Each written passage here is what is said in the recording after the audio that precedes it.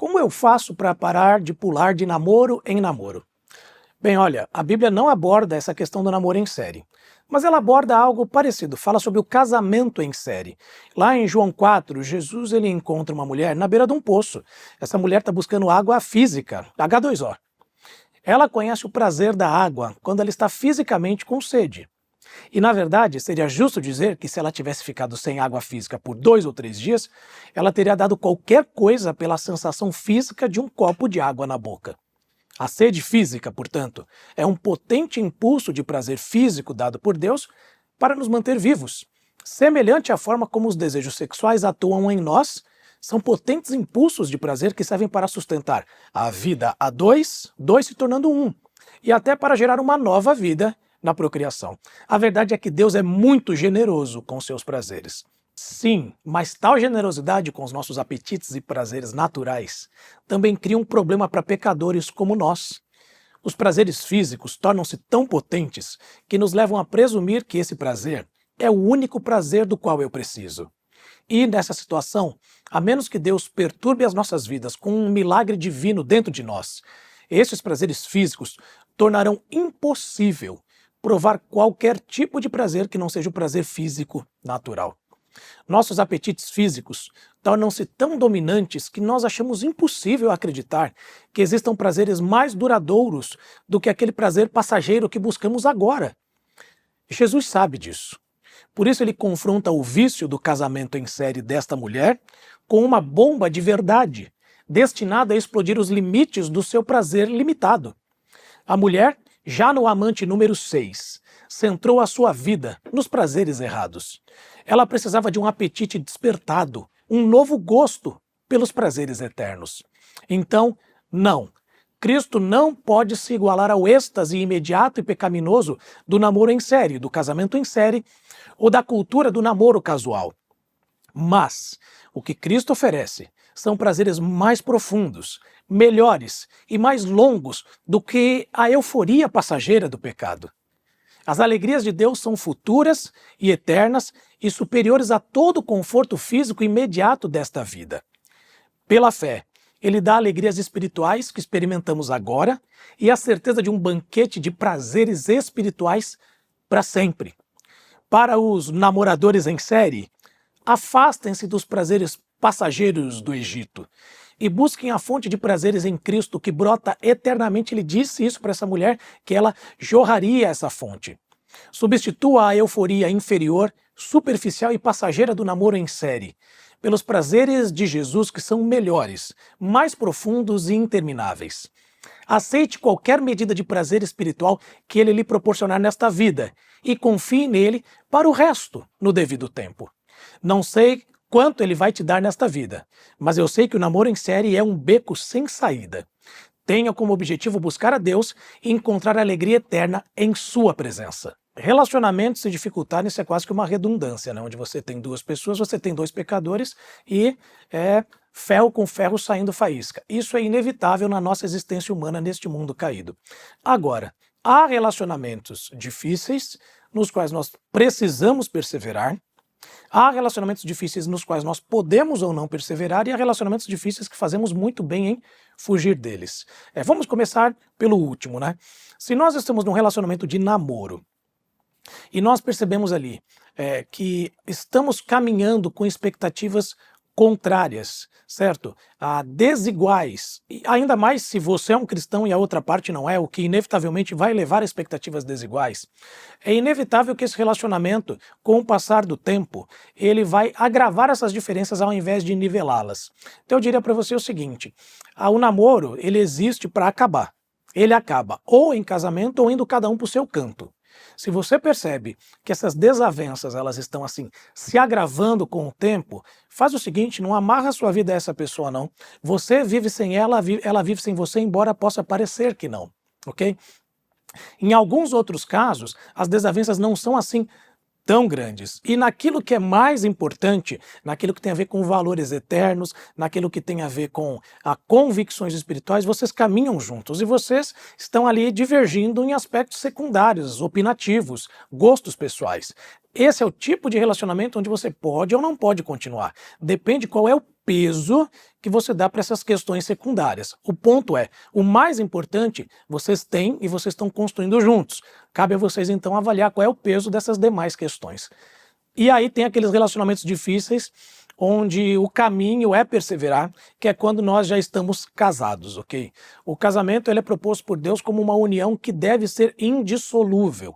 Eu sei que há casos em que você tem separação, você tem divórcio, mas nós precisamos entender que a vontade de Deus para todo casamento é que ele prevaleça, é que haja permanência. Então, da nossa parte, como cônjuges cristãos, nós devemos fazer todo o possível para que o nosso relacionamento ele permaneça, para que ele persevere, ok? Isso vai significar muitas vezes nós temos que lidar com situações que não são agradáveis, certo? Que nós não preferiríamos por nós mesmos, mas porque nós estamos unidos nessa aliança diante de Deus e um com o outro, o caminho não é o divórcio, certo? Essa precisa ser a última das últimas opções e apenas em alguns casos muito específicos que a Bíblia estabelece. Nós não podemos normatizar nem o namoro em série e nem o divórcio, ok? São duas práticas que vão contra a ideia de fidelidade e permanência no relacionamento, como Deus propõe. E onde é que fica o prazer em Cristo em meio a tudo isso? Exatamente em nós discernirmos o que é mais importante. Se eu estou namorando e eu estou divergindo do meu namorado em questões eternas, em valores espirituais, os valores são mais importantes do que a satisfação que eu tenho com esse indivíduo. Então, eu perco algo ao romper a relação, mas eu encontro o meu prazer em Cristo, na vontade dele. Quando eu tenho um relacionamento onde nós estamos caminhando juntos, espiritualmente falando, no namoro, mas divergindo em questões secundárias, o prazer em Cristo também está em dar mais importância para aquilo que de fato é prioritário, para as nossas convicções espirituais. Então eu abro mão daquilo que é secundário, que é a minha preferência, o meu gosto, porque eu entendo que aquilo que é o mais importante nos une. E também na permanência num casamento. Mesmo num casamento difícil, a minha disposição perene e permanente é pela salvação desse casamento, é pela redenção da nossa história, é para que nós possamos reencontrar um caminho onde juntos estejamos com Deus e um com o outro, ok? Então, o que eu faço? Nada mais cristão do que sacrificar-me, né? Do que carregar um peso que eu gostaria naturalmente de não carregar, mas porque eu entendo que o meu casamento ele é uma união diante de Deus entre dois indivíduos, então por amor a este Deus diante do qual eu estou unido ao meu cônjuge, eu permaneço. E é na obediência, nessa permanência, que vem então as bênçãos de Cristo, a alegria de Cristo, porque como Paulo diz, é quando eu sou fraco que então eu sou forte. É quando eu reconheço que eu não tenho condições de mudar o meu cônjuge, que eu percebo que quem pode mudá-lo, na verdade, é o próprio Cristo. Então eu passo a depender dele, eu passo a confiar nele, eu deposito toda a minha expectativa de transformação nele e confio que poder ele tem para agir se for da vontade dele, esse relacionamento irá ser transformado. Então, em todos esses relacionamentos propostos aqui, o que nós vemos? Que as alegrias em Cristo são maiores do que os nossos prazeres passageiros. Bem, a orientação bíblica para relacionamentos onde nós partilhamos a vida de igual para igual é que nós estejamos fazendo isso entre cristãos, ok? Isso é tanto para o namoro quanto para o casamento. Agora eu sei que para muitas pessoas essa não é a realidade. Nós temos namoros entre cristãos e não cristãos e muitas vezes isso redunda num casamento lá na frente. O ponto é, você pode ter esse namoro. Ele pode acontecer. Por mais que a Bíblia diga que esse não é o caminho, não é a vontade de Deus para o seu povo, Deus ele não impede que o seu povo siga por esse caminho. Então ele pode acontecer. Em alguns casos ele é até um relacionamento amistoso, pacífico, agradável, admirável pelas pessoas que vêm do lado de fora. Mas a pergunta fala aqui sobre um relacionamento que é virtuoso, né? E aí vai depender muito da nossa definição de virtudes. Certo? Se nós entendemos que a definição de virtude, a essência das virtudes vem do próprio Deus e que as virtudes só podem ser plenamente desfrutadas por aqueles que têm Deus agindo em sua vida e produzindo essas virtudes espiritualmente em si, Então esse relacionamento, ele na sua melhor versão, vai ser um relacionamento virtuosamente limitado. O ponto é que, infelizmente, a pessoa sem Deus, a pessoa que não nasceu de novo, para usar a expressão que Jesus usa em João 3, a pessoa que não tem o Espírito de Deus em si, ela tem uma capacidade de virtudes limitada. Ela está apenas na sua própria força. Ela pode ser um bom ser humano, mas ela nunca será tão bom quanto seria por meio da ação do Espírito de Deus em sua vida. Então, o que isso vai gerar nesse namoro? Inevitavelmente, você vai ter uma parte carregando um peso maior de ser virtuoso, porque essa parte é a parte cristã, e sacrificando-se cada vez mais por uma outra parte que está limitada na sua capacidade de virtudes. E quando isso chega no casamento, a pessoa, o cristão que se engaja num casamento assim, ele precisa estar ciente de que será muito mais pesado para ele ou para ela do que para outra pessoa. Porque há uma carga, de sacrifícios sendo exigidos da parte dele que o outro não será capaz de fazer e muitas vezes não irá entender como isso é virtude. Porque acontece isso, muitas vezes aquilo que o cristianismo chama de virtude, o mundo chama de tolice. Então você, cristão, vai estar desenvolvendo cada vez mais virtudes numa atitude sacrificial, e muitas vezes sem encontrar respostas do outro lado, enquanto a outra pessoa, ou por cabeça dura, ou simplesmente porque não vê valor nisso, não chama de virtude, não terá essa mesma carga. Será pesado, será mais difícil. É por isso que a orientação bíblica é: namore e case-se apenas entre cristãos. Eu não sei se é tão difícil assim encontrar uma boa parceira cristã. Eu acho que, na verdade, nós estamos procurando parceiras cristãs sem ter o fato de serem parceiras cristãs como prioridade para a nossa escolha. Talvez, eu quero falar aqui com os homens mais jovens, ok? Você esteja procurando alguém que seja esteticamente agradável para você, que tenha a realidade de vida que você deseja, que permita que vocês tenham o padrão de vida e financeiro que você almeja, e tendo essas características como prioritárias para sua escolha, e então um adicional. E ela também é uma moça cristã. Talvez se nós invertêssemos isso e nós colocássemos as preferências estéticas, de padrão de vida, de gostos pessoais ou de status financeiro em segundo plano, e colocássemos como prioritário o caráter cristão de uma moça, nós não tivéssemos tanta dificuldade assim. A verdade, rapaziada, é que nós temos padrões cristãos altamente mundanizados, certo? Nisso nós não diferimos muito daqueles que não são cristãos, e nós somos chamados para ser diferentes. Eu tenho certeza que na igreja que você participa, da qual você faz parte, onde você frequenta, há inúmeras moças cristãs virtuosas lá. Não preciso conhecer a tua igreja, eu conheço inúmeras e sei que é assim. Nós temos diversas moças cristãs piedosas, de caráter santo lá dentro. Mas por que elas não chamam a nossa atenção? Não é?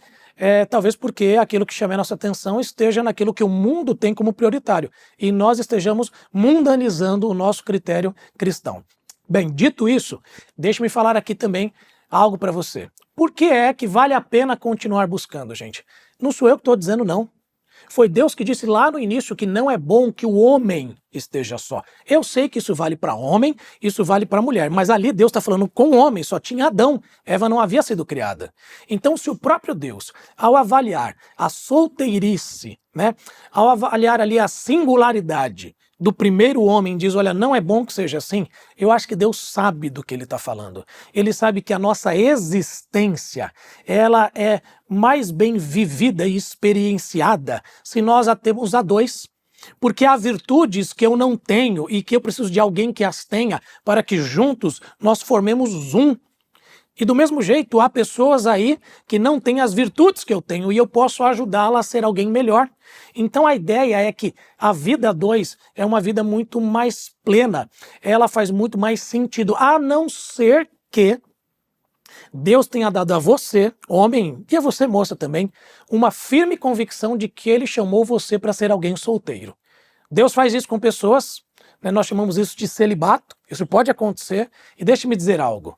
Se acontece, se Deus tem isso para você, amém. Vá em frente, sirva-o como alguém solteiro. Mas eu arrisco dizer, essa não é a maior parte dos casos. A maior parte dos casos são pessoas que querem ter alguém ao seu lado porque sabem que não é bom que estejam sós, mas que não encontram porque muitas vezes estão procurando em lugares errados, com critérios invertidos, certo? Você que não foi chamado para o celibato, tente rever os seus critérios. Tente reorientar a sua bússola de valores e foque naquilo que Deus tem como prioritário. É provável que você, num tempo mais curto, encontre alguém com quem partilhar a vida e você vai ver como realmente não é bom estar só.